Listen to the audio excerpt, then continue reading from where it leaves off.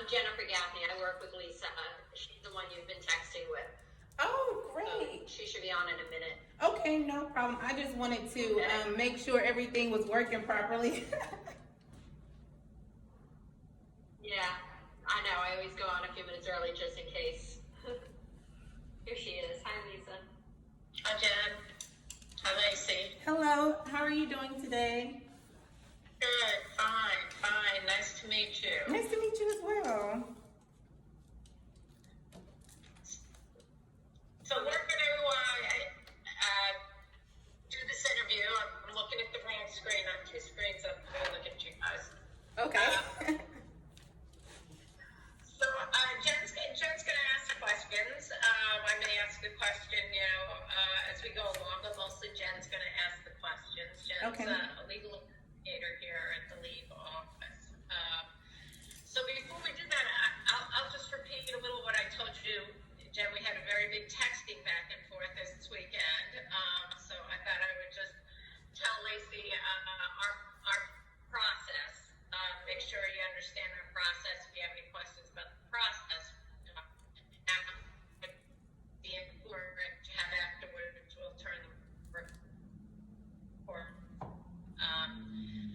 So you probably know the NFL has a personal conduct policy, and it regulates what all of us who get paychecks from the NFL, how we have to behave, not just at work, but outside of work as well. So among the many things that would cause it to be violated is if somebody's assaulted in some way. Okay. And if a complaint of that comes to the NFL's attention, then it's my job, and Jen works with me for us to do an investigation of that complaint. Okay. To talk to the person who says that they were hurt, to talk to other witnesses who may have information, to gather evidence. I talked a little about to you, text messages, emails, things that would be evidence relevant to the complaint. Eventually talk to the person who's been complained about. Here it's a couple of different people, but they would all have to sit for interviews by us.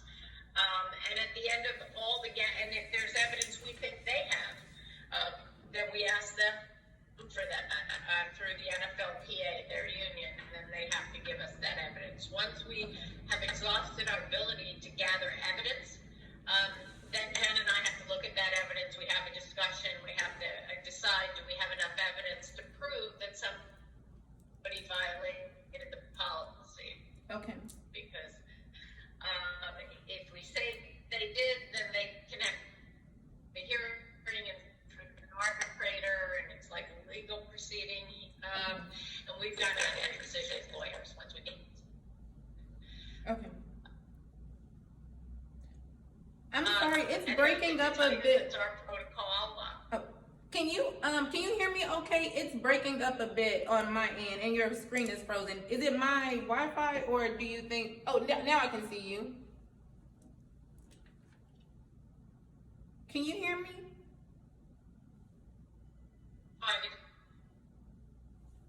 I'm sitting in our office in Midtown Manhattan, and it's fine. Okay, I can hear you now. Hopefully it's not my Wi-Fi. Yeah, I hear both of you. Okay, great. If we freeze and you look at a frozen face, it's not a big deal as long as you can hear the voice. But okay. But if you miss something someone's saying, then yes, definitely ask us. What it is that we said. The questions, so we can make sure that you hear all the questions. Okay. Okay, that sounds good. All right. So we're going to get started. You'll hear Jen's going to put a time, date, and place at the beginning of the tape recording, and she's going to say to you, do you know that you're being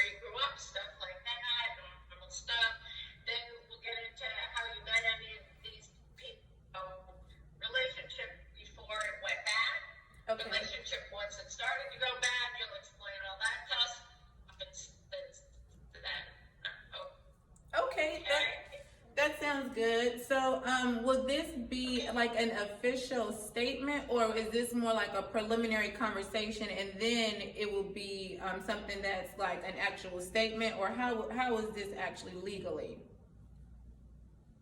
Well, legally, this isn't a legal proceeding, right? This is our policy is our employment policy. So, I can't answer that. We hit a recording. It's an official statement for us. It's your statement about what happened to us. We'll use as evidence in our proceeding. Okay. Okay, that sounds good. And also, I think via text message, I was wondering if I don't, for me, I'm not into the football arena as much as the players are. So, if they don't play a game or something game related, that wouldn't actually,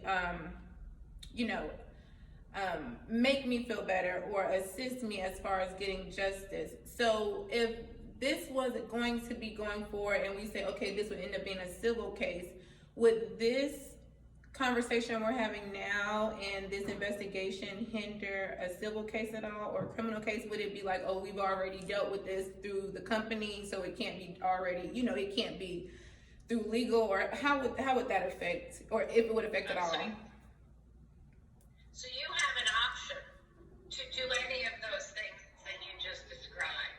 If you wanted to bring a civil case, you would go talk to a civil lawyer. We couldn't give you advice about that. That would be up to you. You would find a civil lawyer. You would go discuss all the facts with that lawyer, and that person would be able to tell you whether you had enough that it made sense to go ahead with a civil case or not. But we can't give you that advice. Okay, that sounds good.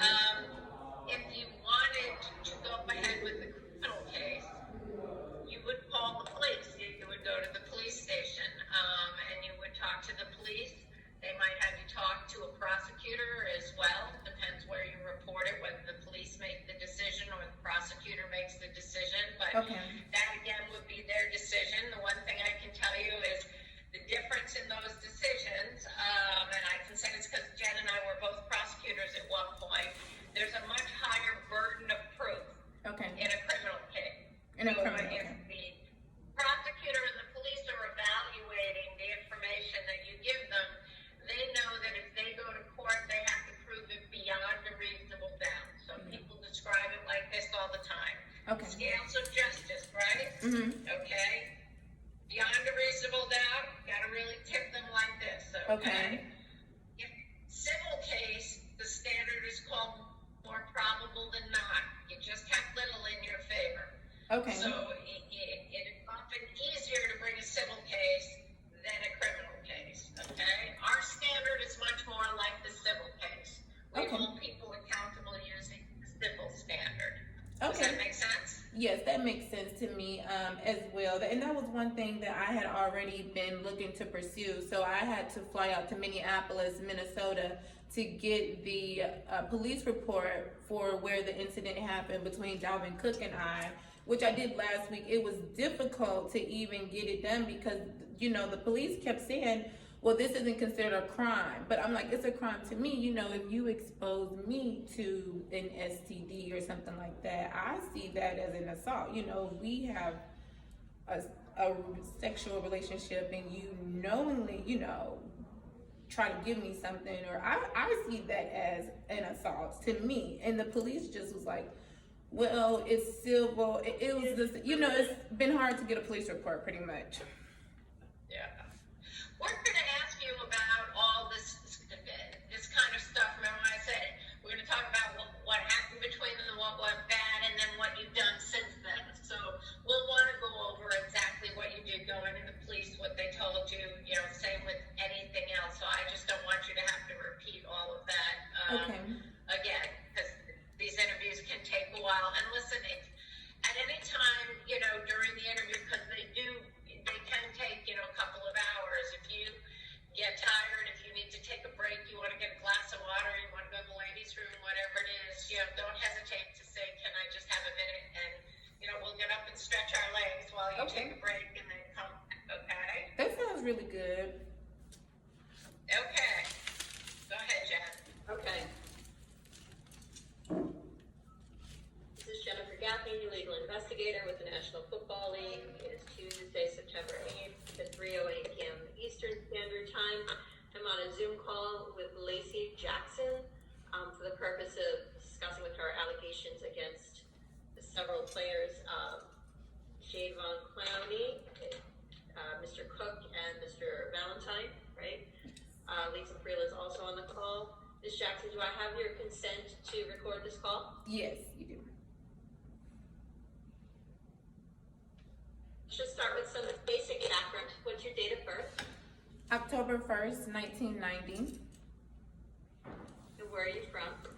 I was born in Charlotte, North Carolina, but I went to university in Houston, Texas. So I'm from Charlotte, but I lived in Texas for quite some time. Okay. When did you move to Texas? I moved to Texas in high school. It was 2006. I moved to Dallas, Texas, and then I went to university in Houston, Texas. So before high school, you were in Charlotte the Yes. whole time growing up? Yes, Charlotte. And who did you grow up with? Your parents, siblings? Yes, I have a little sister. Her name is Simone Jackson. She's 22. She's in college right now. And my mother and my father. But my father died. He was in the Army, but he passed away when I was about 12. I'm sorry. Oh, it's fine.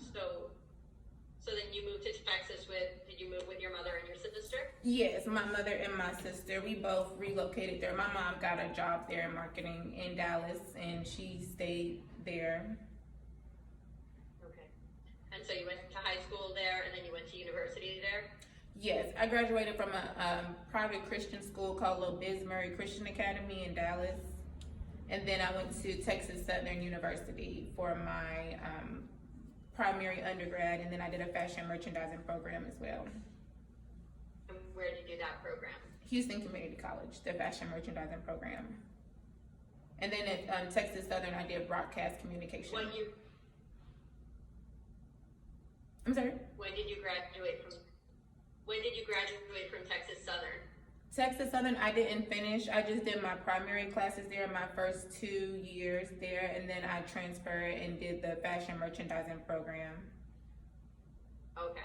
Yeah. So then when did you graduate? 2014. And what have you been doing since graduation? What kind of work have you been doing? So I've owned a clothing store called Lux Monroe Boutique in Houston, Texas, in the Galleria area. I was there for about 3 years in an actual store location, and then I left and I only do online now. Selling custom clothing, boutique clothing, designer bags, accessories, things like that. So you have an online store or website? Yes, so now that I closed the location, I do online only now. And I also am an apartment locator. I have a real estate business as well, but I still do the boutique here every now and then. And I still do wardrobe styling a bit, but not as much as I did before. Okay. So tell me, do you do the boutique, do you have a website, or do you do it Instagram, or? Yes, ma'am, I have a website. My website is LaciJackson.com. Okay. And you'll be able to see my clothing. It changes weekly. I'm always updating, getting new styles. I sell hair extension, luxury hair extension, and then I also do the rentals. So in Georgia, under Compliance Depot to do apartment locating here, to relocation services, people who are first-time renters. That's pretty much my audience. Relocations. Where do you get the merchandise from? The clothing and bags and things that you sell? I get it from my wholesaler. I have my wholesale license, so I get it from LA, New York. I went to London. I've been to Paris, all over. New York mainly, but I've been all over. So it's a lot of boutique items that are wholesale from vendors, and then it might be one-of-a-kind pieces as well. Are you still living in Texas or? No, now my residence is Atlanta, Georgia. I had to relocate due to the situation, so I just chose Atlanta. I was gonna go to university here originally, so once I knew that I needed to relocate, I just chose Atlanta. So when did you move to Atlanta? In 2017. You mentioned also working as a stylist. Yes, When ma'am. did you? Okay. I'm sorry, go When ahead. did you do that? Um, When were you working as a stylist? Well, the way my boutique was set up, I was always doing wardrobe styling. So the clothing, whether they were designer clothing, like, from Gucci or Valentino, or pieces that I sold, or custom dresses that I designed, or custom suits. So I would say the wardrobe styling, I've been doing that professionally since 2015, I would say, 2014, 2015. Working with celebrities and things like that going into 2015, 2016, 2017. And do you get those clients from the same website, or do you have another website, or advertise in some other way, your styling services? Well, being here in Atlanta, when I first moved here, I knew a lot of people through the university that I attended and being in the entertainment industry. So I kind of had a few friends who were like creative directors and photographers who just introduced me. So more word of mouth, Instagram, of course, the power of social media, but mainly I would say I was able to build my audience and clientele by paying for social media ads, and also word of mouth, just going out, networking, giving out my business card here in Atlanta and in Houston, Texas. Okay. Have you ever been arrested for anything? No, ma'am, I have no criminal record. Okay. Other than, I know we're going to talk about three different people today, but other than the three gentlemen that we're going to talk about, have you been the victim of any crime? A victim of any crime outside of this situation? No. I've had no, actually, the even the small crime that I have outside of the assaults, with my website has been through Dalvin's girlfriend. He allowed her to use a fraudulent card on my website, and that's a crime. But that's something I've had to deal with through my card processing company. It was a $2,000 purchase. I sent it to him. I told him I know that the address matched. I knew it was his friend. The time that it was done, we were talking like on the phone. So I knew it's someone that he knew, the Miami, but he didn't want to take responsibility for it. But that's a crime that was committed against me. Someone did a fraudulent card purchase on my website for $2,000. Have there been any other kind of frauds that you've had to report to the police? Any? Yes, ma'am. Actually, about 6 weeks ago, I've had deliveries that were supposed to be delivered straight to my door end up getting stolen from my building, and it's boutique items. So my large inventory boxes, I just had that happen 6 weeks ago. So it's been a lot of things that have been happening. I can't say it's everyone else's fault, but it's been a few things here and there that have constantly been coming up stolen. Did you report that to the police, that your items that got delivered to your home got stolen from? No, ma'am. I ended up just taking it up with USPS and speaking directly with USPS, and I just counted it as a loss, and that was about it. I didn't even go through the process of involving the police with that. I dealt with it through my building that I live in, and also the USPS. And how much would you guess? What was the value, the wholesale value of the items that got stolen? It wasn't a very large box actually this time. So I would say about the wholesale value was about $400. Yeah, it wasn't a very large box at all. So, but. And going back to the $2,000, you said fraudulent purchase that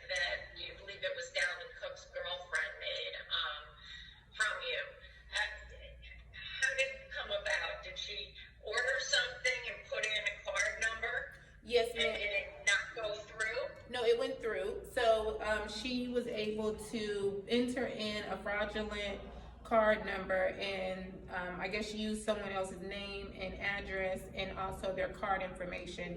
So it processed, it went through. 2 days later, my merchant processing company called Stripe, they emailed me and told me that this was under investigation for a fraudulent transaction for $2,000. Had you already shipped the merchandise? Thankfully, I hadn't shipped it yet, so I'm happy that I didn't ship it, but the money was already taken from the card company. So basically, I ended up still with a balance, but I didn't ship the bag, but I still have a balance from Stripe.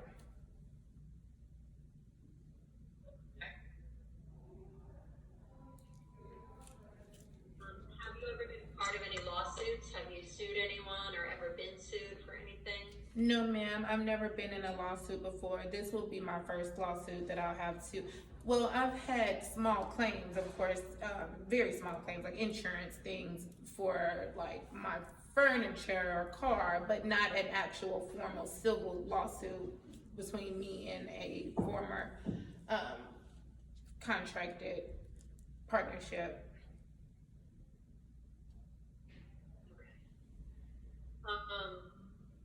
So you told us your website. What's your Instagram page? It's Style by Laci. That's one of my pages. It's Style by Laci, and my other page for my real estate services is Luxury Apartment Deals. And that's also the name of the website for my real estate. Oh, Luxury, Luxury Apartment, Apartment Deals, Deals, Apartment Deals. So that's the Instagram, and then the website is just .com. Okay. What other social media are you on? I utilize Facebook business page. My Facebook business page is how I've been able to really grow my business. I pay for Facebook ads and Instagram ads. So my Facebook business page, I think, has like 30,000 followers, and then my Instagram page has about 50,000. But it's because I utilize the ad space. What's your Facebook business page? Laci Jackson. It's just Laci Jackson. LACI. Do you have any Twitter? No, Do you use Twitter ma'am. at all? I have one. I haven't been on there in probably 3 years. I don't keep it updated, but I do go on Twitter to see, what's going on. But I haven't updated a Twitter account, I think, in about 3 years. So it's probably not even active. If it is active, it might be under Laci Jackson.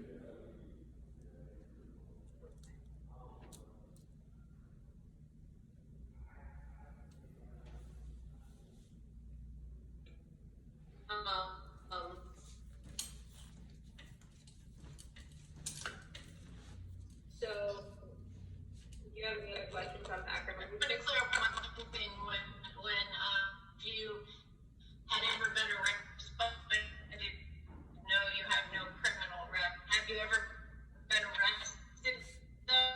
Some people get arrested and then don't No, I've never been arrested or any criminal trouble ever at all. I've never even. That's what I thought you meant, but I want to be clear. And I've never even had a speeding ticket. I think I had a ticket for crossing the white lines, trying to get off on an exit. But that's the only thing I've ever had is a traffic violation for crossing the white lines, the solid white lines instead of it being the striped lines. All right, so let's start with talking about Mr. Clowney, okay? Okay. You first meet him. Okay, I'm just getting to my page of notes. Okay, so Jadeveon Clowney and we met March 2017. And how'd you meet? We lived in the same neighborhood called Shadow Creek Ranch in Pearland, Texas. So I was at a store picking up I had a fashion show that weekend, so I was at a liquor store picking up some margarita mix for my family and friends who were coming into town for my fashion show. So did you meet him at the liquor store? Yes, ma'am. He was there buying cigars for his leave. Okay. And so what happened? You guys strike up conversation. How do you get to know him? I was in my car parking my, at the time I was driving a BMW truck, and right when I got out the car, he was like staring at me, and I was like, excuse me, do I know you from somewhere? You know, not in a rude manner, but he was just like standing outside of his car. And he was like, oh no, I was thinking about something. I think that the register, you know, the cash rep gave him the wrong amount of change back. And I was like, oh, okay, so I went inside and I didn't think anything else of it. He followed me inside of the liquor store when I was picking up some things for the fashion show. And he just followed me around the store asking me questions, what's my name? And I'm like, why? You know, not really wanting to talk to him, not giving him any advances, or, you know, just like, leave me alone. You know, I'm thinking about something that's very important to me, which was my fashion show. I wasn't thinking about dating anyone or talking to anyone. So he kept continuously trying to talk to me in the store, and then by the time we got out the store, I finally told him my name and what I do for a living, which is fashion, the custom clothing, wardrobe styling. And at that point, he was like, oh, I want to work with you. Where are you from? I'm from Charlotte. And he was saying, oh, I'm always in Charlotte, because he's from Rock Hill, South Carolina. He's in Rock Hill, South Carolina, which is like 20 minutes from where I'm from in Charlotte. So we were just making small talk, and then that was pretty much it. He gave me his name and number, and we exchanged information. And then he said we'll see each other later in the week to talk about us working together. While you were in the store, did he introduce himself to you? 1 second. No, when we were in the store, he was just busy trying to get my phone number, or trying to get my name, or trying to get my attention. He didn't introduce himself to me. Okay. Did he tell you what he did for a living? No, I never knew anything about what he did. And at that time, and I still actually really don't know much about football, but in 2017, I knew nothing about it at all. None of the players had never been to a Texans game. I only did really women's clothing mainly, like boutique style clothing for wedding rehearsal dinners, bridesmaids dresses, those style dresses. Okay. So when you're outside and you tell him what you do for a living, and he says that he wants to work with you, I mean, what do you make of that? Do you? I did do custom men's suits. I have a tailor, so I don't actually do any sewing myself. I have a tailor and a seamstress. So I have a wonderful partnership with the tailor who was next door to my shop in the Galleria area. So that's actually who did all of my sewing, or my suit work, suit craftsmanship, and that's who Jadeveon met, actually. Excuse me. So what did I make of it? When you asked me what did I make of it when he tried to talk to me at that, I'm sorry? Because it seems to me he's just like flirting. It seems like he's flirting with you in the store, right? Yeah, so that's what, yeah, so I took it as when he said he wanted to work with me, he's just saying that to have a reason to talk to me again or to see me again. Oh, and then he's like, I just moved out here. I don't have anyone to take care of me. And I didn't know he was a football player or anything. At this point, I didn't know who he was. I didn't find out who he was until I actually Googled his name. Because while we were in the store, some men kept walking up to him. In between him trying to talk to me, people were coming up to him like, you know, here's my card, I do lawn service. And he was so tall, so I was thinking he must be, you know, not an athlete, but maybe a business owner. So when he said his name, Jadeveon, he was like, Jadeveon Clowney. Like I was supposed to know that name. I'm like, no. So finally, you know, once I got home and I looked into everything, I found out who he was by just Googling him. When you're still there, you exchange phone numbers with him, right? Yes, I did give him my number, and we text each other, Laci, Jadeveon. So, I guess was your interest in him that you thought he was a potential customer, or were you just interested in him, in a dating sense, or both? I was not interested in dating him at all. At the time, even when I got out the car, he was in a flashy, not G-Wagon, but Range Rover. Like, I noticed all that type of stuff, and I didn't want to talk to him. I was like, I had just, got out of a relationship with somebody who was flashy and all that. So I wasn't looking to date anybody. I didn't even want to talk to him. I was busy focused on my fashion show. So it's like he was aggressive trying to talk to me. So then when he started talking about the business stuff, that piqued my interest because, of course, it's business. I would love to be able to make money and do business with you. So that's how he was able to, continue talking to me at that point at the store. Had you ever dated any professional athletes before you met Clowney? No, not anyone seriously, like a serious professional athlete. No, I have friends who played football because I went to private Christian school, like Victory Christian in Charlotte. So I know like Courtney Brown, like I have friends named DeMarcus. Like I knew people, but never anything like a relationship or sexual. But I have friends from university and college, in high school that play. But no. And before Clowney, did you ever do any work, any of your fashion work for any pro athletes before him?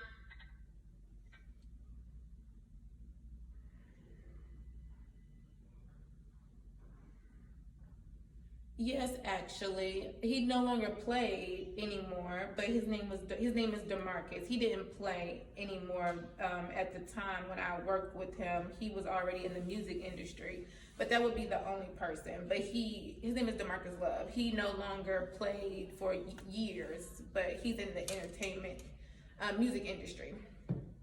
And yes, I did his marketing for his t-shirt lines, and I did wardrobe styling for when he did photo shoots, mainly helping him come up with the concepts like the logo, the placement, the style of the t-shirts, things like that.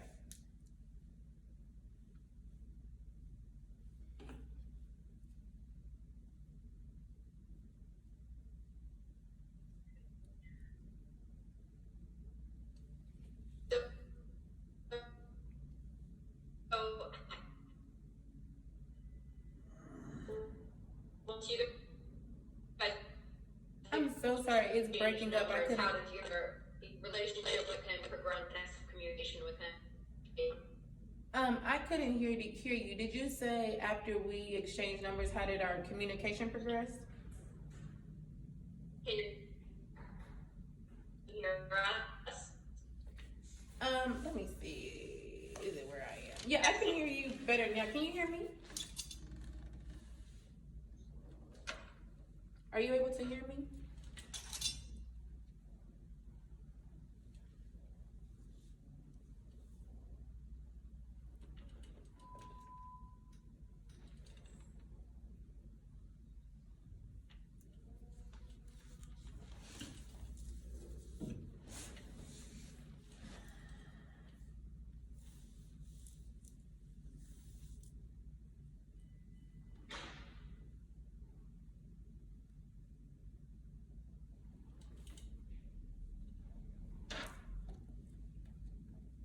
Okay, can you hear me?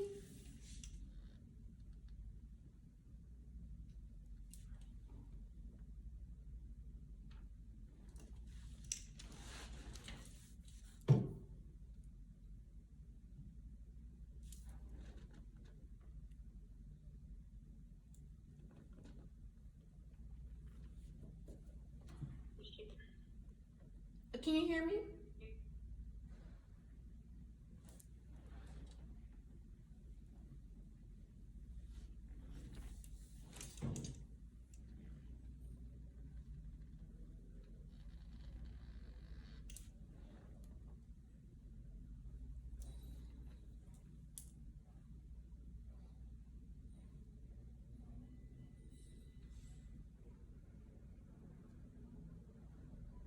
Miss Jackson, Oh, yes. Can you hear me now?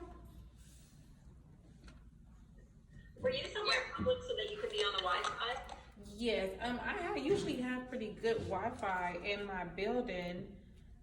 Hopefully it doesn't go out again. I just ended the Wi-Fi and started again. So hopefully it works perfect now.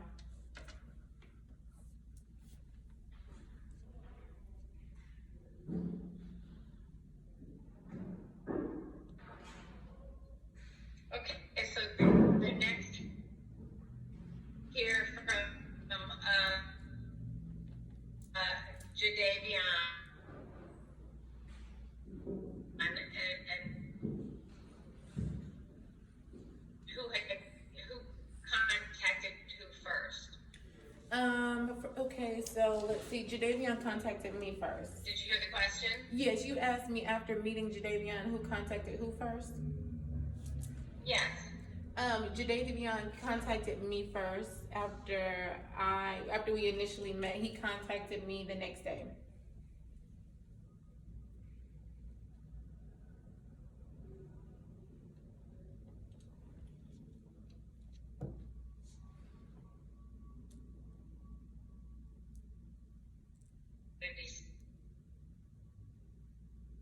What did you say?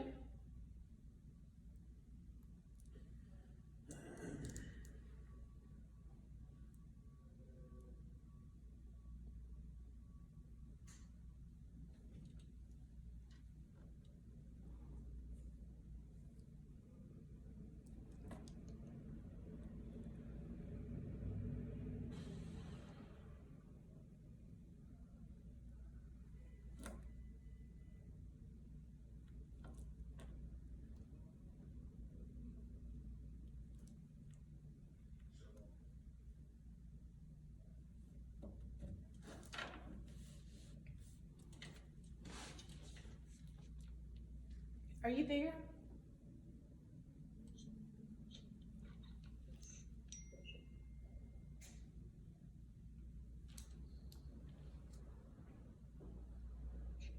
Eight 844-633. Oh, I have it up here. 863-586-35. And that's code. Are you here? I can actually you can see the chat function too. I can try that.